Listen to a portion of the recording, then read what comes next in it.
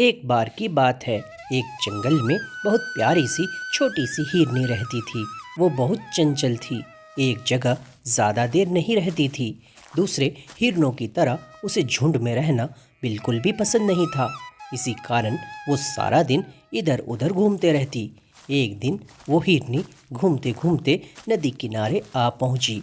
उसने थोड़ा पानी पीकर नदी किनारे आराम करने का सोचा, पर तभी एक शिकारी जो पेड़ के पीछे छुपकर उस हिरनी को देख रहा था, और फिर जैसे ही हिरनी की भी नज़र शिकारी पर पड़ी, वो बहुत बुरी तरह से डर गई और शिकारी को देखकर हिरनी वहाँ से भागना शुरू कर दी।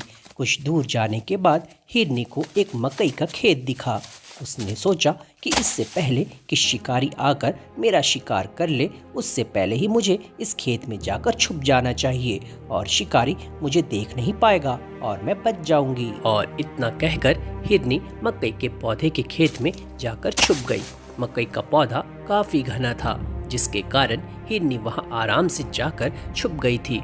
शिकारी ने उसे बहुत खोजा, पर वो नहीं मिली। बहुत देर खोजने के बाद हिरनी नहीं मिली तो शिकारी ने वहां से जाने की सोची। शिकारी को जाता देख हिरनी को लगा कि बला टली। उसने सोचा कि अब तो शिकारी भी चला गया होगा, और फिर हिरनी बड़े आराम से मकई के पत्तों को खाने लगी। खेत में से आवाज़ सुनकर शिकारी समझ गया कि हिरनी इसी खेत में छुपी हुई है। शिकारी ने बिना समय गंवाए हिरनी की तरफ अपना बाण चला दिया, और वो बाण सीधा जाकर हिरनी को लगा। हिरनी ने सोचा कि जिसने मुझे शिकारी से छिपने के लिए जगह दी, मैं उसी को खाने लगी। मैंने बहुत मूर्खता का काम किया है। इतना सोचते ही हिरनी तुरंत मर गई।